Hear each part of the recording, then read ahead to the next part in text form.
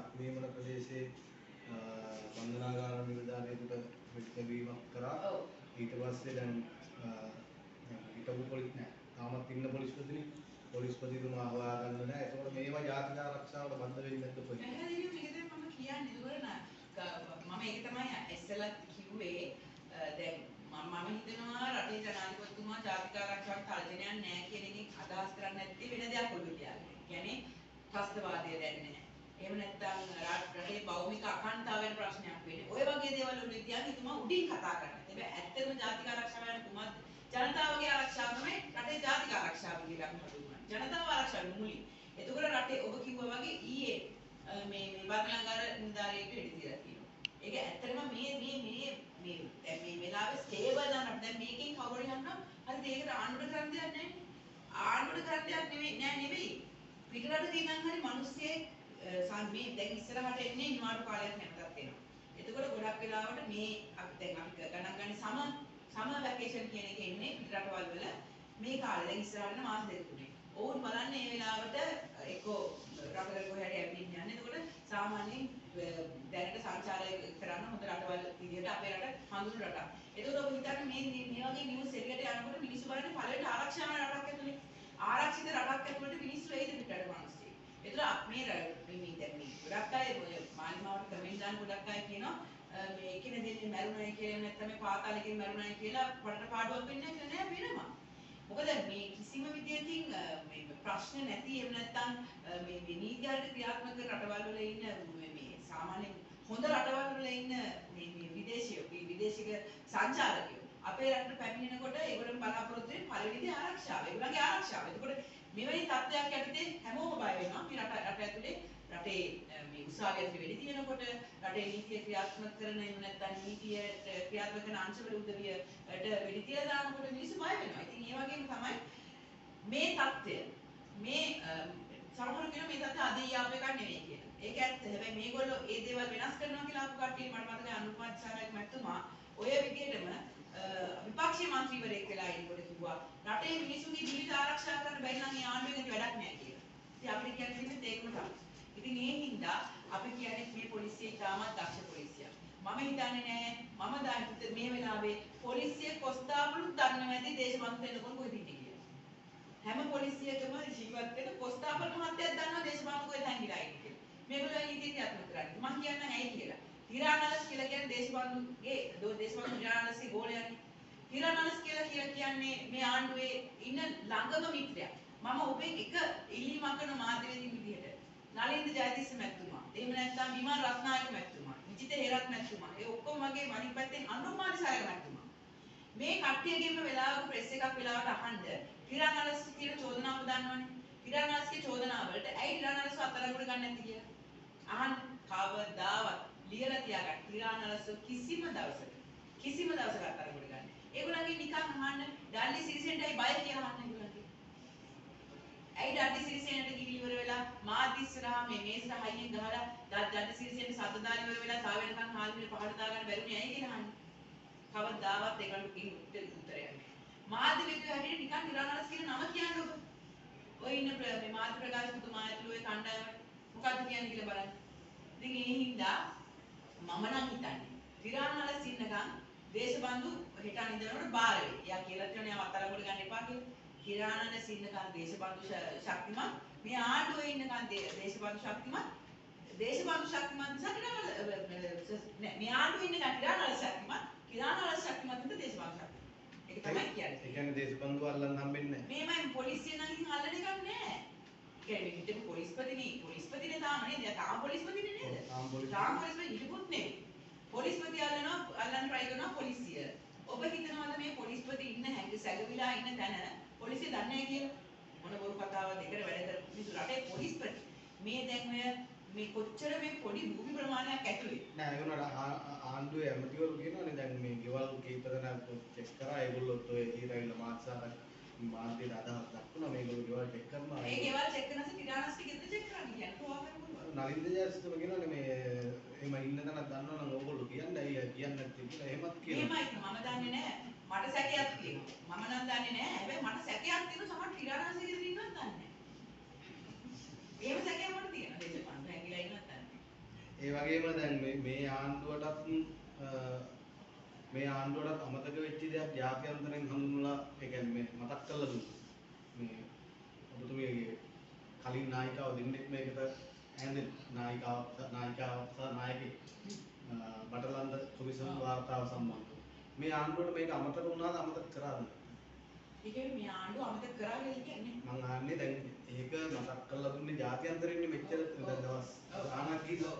දැන් එතකොට ඒකෙදි පහර වදිනවා ඔබතුමියගේ හිටපු නායිකාවකට සහ නායකයෙකුට. ඒ කියන්නේ මේ ආණ්ඩුවට මේක අමතක වෙලා තිබුණාද නැත්නම් අමතක කරලා තිබුණාද නැත්නම් උනන්දුවක් තිබුණේ නැද්ද මේක කියන්නේ? මම කියන්නේ මේකයි. මම එක සැරයකට මේක උත්තර දුන්නා මේ විදිහට. අතීතයේ හරියට අතීතයේ වෙච්ච සිදුවීම් වලට අතීතයට හරියට පිළිතුරු ලැබුණ නැත්නම් වර්තමානයේ වෙනකොට ඒ වර්තමානයේ තියෙන ආණ්ඩුවට අවශ්‍ය විදිහට මාධ්‍ය වලට අවශ්‍ය විදිහට සහ වර්තමානයේ ඉන මේ ආණ්ඩුව මෙහෙවන කට්ටියට අවශ්‍ය විදිහට අතීතය වෙනස් කරන්න පුළුවන්. අතීතයේ හරියට පිළිතුරු ලැබුණා. හොඳම උදාහරණයක් හැම වෙලාවෙම ගන්න මට පෞද්ගලිකව තින්නේ මගේ තාත්තගේ මරණය වෙලාවේ. ඔහුට මම කොහොම හරි නීතිය ක්‍රියාත්මක කරේ අදාළ පුද්ගලයන් නීතිය ක්‍රියාත්මක කරලා ඒක සාධාරණ ඉෂ්ට කරගත්තා. ඒ අතීතය දැන් වෙනස් කරන්න බෑනේ. ඒකට නඩු තීන්දුවක් දීලා දැන් තීන්දුවක් දීලා තියෙනවා. ඒතර තව අවුරුදු 10කින් ඕගොල්ලන් පිටිපස්සේ හැල්ලා බැලුවා. 20කින් මම මැරුණාට පස්සේ බව. මගේ ළමයි වයසට ගිහිල්ලා වුණත් පිටිපස්සේ හැල්ලා තීන්දුව දීලා ඉවරයි. ඒකට පිළිතුරු ලැබිලා ඉවරයි. ඒක වෙනස් වෙන්නේ නැහැ. හැබැයි මේ බටලන්ද වගේ සිද්ධි අතීතයේ බටලන්ද සිද්ධිය වගේම ජේ.වී.පී කරදරවල වෙලාවෙදි සිද්ධ වෙච්ච සියලුම සිද්ධි වලට අතීතයේ පිළිතුරු ලැබිලා නැහැ. දැන් බලන්න ජේ.වී.පී ආණ්ඩුව එන්න කලින් මේ ඡන්ද එන්න කලින් අපි ජේ.වී.පීගේ නම අහද්දී මේ මෑතක් වෙනකම් මිනිස්සු බය වෙලා හිටියේ. ජේ.වී.පීගේ මරපු කට්ටිය ජේ.වී.පීකට ඒ භීෂණයට මුහුණ දීපු කට්ටිය මම මෙතනක් ඉඳගෙන ඉන්නවා අපේ කට්ටිය. ඒත් මමත් ඒ භීෂණයට මුහුණ දීපු පුංචි දරුවෙක් අපේ තාත්තා මරන්න ඉන්නකොට. හැබැයි දැන් බලන්නේ අතීතයේ ටික වෙනස් වෙලා. දැන් ඒව වලට වගකීම් ගන්න මිනිස්සු නැහැ. මොකද අතීතයේ ඒ වෙච්ච දේවල් වලට හරියට නීතිය ක්‍රියාත්මක වෙච්ච නැති. බටලන්දත් ඔන්න ඔය වගේ එකක්. බටලන්දෙදි යම් කිසි වැරද්දක් සිද්ධ වෙලා තියෙනවා. ඒ වැරද්දට නීති ක්‍රියාත්මක වෙලා. ආපු හැම ජනාධිපති කෙනෙක්ම හැම ආණ්ඩුවක්ම ඒක ගැන ගණන් කරන්නේ. ප්‍රශ්නේ තියෙන්නේ වර්තමාන ආණ්ඩුවත් ආණ්ඩු කර ආකාරයක්. චන්ද්‍රිකා බණ්ඩාරනායකත් එක්කත් කරා එක ආණ්ඩු පත් කරන්න උදව් කරා. ඒ කිසි තැනකදී ඔවුන් මේ මාතෘකාව එළියට ඇදලා ගත්තේවත් නැහැ. හැබැයි දැන් මොවුන් ආණ්ඩුව පටන් ගත්තයින් පස්සේ මට තේරෙන විදිය තමයි මොවුන් කාලෙම ආව සුද්ධ කරනවා නෙවෙයි. ඒ අතීතයේ මේ දෙපාර්ශ්වයකින්ම වැරදි සිද්ධ වෙලා තියෙනවා. තේරුණාද? බටලන්ගේ තුනේ වැරද්ද, ජේ.වී.පීගේ වැරද්ද. අපි ඇත්ත කතා කරන්නේ. හැබැයි දැන් ප්‍රශ්නේ තියෙන්නේ මේ වර්තමානයේ දැන් ඉන්න ආණ්ඩුව දැන් ආවට පස්සේ මට පහුගිය කාලෙම තේරිච්ච දෙයක් තමයි කවුරු හරි එක්කෙනෙක් නානකොට කවුරු හරි ඇමති කෙනෙක් මොකක් හරි මොළ වැඩක් කරනවා නානකොට උන්ට මිනිසුන්ට කියලා උත්තර දෙන්න බැරිකොට ඒ තියෙන අවධානය වෙන අතකට යොමු කරන්න කාලයක් සාකච්ඡා කරන මාතෘකාවක් අරගෙන ඔබ මොහොතකට හිතනවාද ඔය බටලන්දට වෙච්ච ඔය සිද්ධිය සම්බන්ධයෙන් රනිල් වික්‍රමසිංහව හිරේ ආවයි කියලා මේගොල්ලෝ හිරේ ආවන්න පුළුවන් කියලා බෑ. ඒක කිසිසේත්ම වෙන්නේ නැහැ. කිසිසේත්ම වෙන්නේ නැහැ. එහෙනම් මෙලහකට පාස්කුවට සම්බන්ධයෙන් ඒකට මහමුල කරුණා අල්ලන ඉවර වෙලා ඒ මිනිස්සුරි යනෝනේ වෙන මුකුත් ඕනේ බටලන්ද කලින් බටලන්ද ගොඩ කාලයකට කලින් වෙච්ච දෙයක් නේ. මේ මෑත ඉතිහාසයේ අවුරුදු 10ක් තිස්සේ දැන් කතා කරන දෙයක් නේ මහ බැඳුම් කර සිටියේ. කො අර්ජුන එලෝසියස් ලංකාවට ගෙනාවද? එයා මේ කවුද අර්ජුන් මහේන්ද්‍රන් ලංකාවට ගෙනාවද?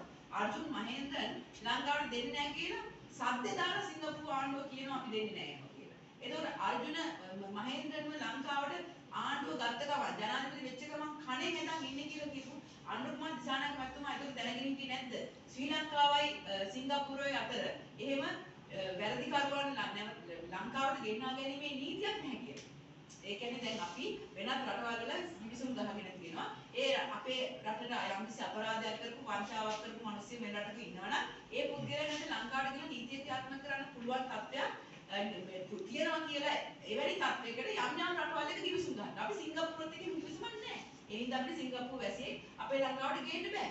එතකොට ඒක ජනාධිපති වේදිකාවේ වූ ජනාධිපති අපේක්ෂකයෙක් විදිහට ඡන්දය ඉල්ලනකොට දැනගෙන හිටියේ නැද්ද? ඒතර ඔව් බොරුද කියලා තියෙන නැත්නම් නොදන්නවද කතා කරන්නේ? ඒතර නොදන්නවද කතා කරලා වෙන්නත් බෑ ජනාධිපති අපේක්ෂකයෙක් විදිහට ඔව් සියලු දේ දැනගෙන ඕනේ කතා කරන්න. ඒතර එතුමා කිව්වේ මොකද්ද? අර්ජුන මහේන්ද්‍රන් කණෙන් නැතන් එනවා කියලා ලංකාවට. කරන්න බෑ. සිංගප්පූරු රටෙන් කියලා බෑ කියලා. ඔය වගේම තමයි අනිත් ඒවා. එහෙනම් බටලන්දේ තුනේ අපි බටලන් සිද්ධ වෙනකොට මේ අවුරුදු 30කට 35කට වඩා කාලයකට කලින් වෙච්ච දෙයක්. ඒකට කලින් මේ දැන් මේ ඉතිහාසයේදී මේ මිනිස්සු මැරිලත් ඇති. කියන්නේ සමහර කල් බැලලා කියලා බොහෝ දෙනා දැන් සාක්කියක් දෙන්නවත් මිනිස්සෙක් හොයාගන්න. ඒ සාක්කිය වෙන්නේ මිනිස්සෙක් එළුගස් යවන්න ඕනේ. ඒ වැඩි දෙයක එන්නලා ඉන්න වෙලාවේ ඒ වලට අවධානය යොමු කරන වෙලාවේ ඊට අවුරුදු 10කට වෙච්ච දේ. තාමත් මේ මිනිස්සු ඉන්නවනේ. තාමත් ඒක සාක්ෂි තියෙනවා. තාමත් සාධාරණ සිද්ධ වෙලා නැහැ අපේ රටේ ජනතාවට. එහෙනම් ඒ ගැන මුලින් බලන්න ඉන්න. ඉතින් ඉන්න මේවා සම්පූර්ණ බොරු කතාවද. මොවුන් කරගෙන යන්නේ එකම දේම තමයි. දැන් මම හිතනවා මොවුන් දැන් ඔබට මතක ඇති අනුර කුමාර දිසානායක මහත්මයා මොන තරම්නම් ඔය අටපිරිකර උස්සගෙන මම යන්නේ නැහැ පන්සල් වලට අරම යමුගා මොන තරම් අපි හැම වෙලාවෙම බෞද්ධ පරිසරයත් එක්ක හැදිච්ච කටේ සංස්කෘතියට මූලිකත්වය දීලා හැදිච්ච කටේ. ඒ වලට මොන තරම්නම් මේ විහිළු කරාද? එහෙම නැත්නම් ඒ වලට නිකන් සෞතු කළ කතා කරලා අද බලන්න එතුමාට අවසානයේ මම දැක්ක ලස්සන මේ මම එකකින් අවසන් කරන ලස්සන කාටුන් එකක් අවන්ත ආටිකල් ලංකාවේ ඉන්න මේ හොඳම කාටුන් ශිල්පියා. ඔහු කොටු 4ක අනුර කුමාර දිසානායක මහත්මයා ඉන්නවා. පළවෙනි කොටුවේ මිනිස්සුගේ අයිතිවාසිකම් කියන බෝඩ් එකක් උස්සන් ඉන්නවා. දෙවෙනි කොටුවේ ඒ බෝඩ් එක පොඩක් නැවිලා. තුන්වෙනි කොටුවේ තවත් නැවිලා. හතරවෙනි කොටුවේ ගරු ස්වාමීන් වහන්සේලා වැඩම කරනකොට අපි අල්ලන්නේ මේ උන්වහන්සේලාට මුතුකුඩේ අන්තිම කොටුවේ තියෙන මුතුකුඩය.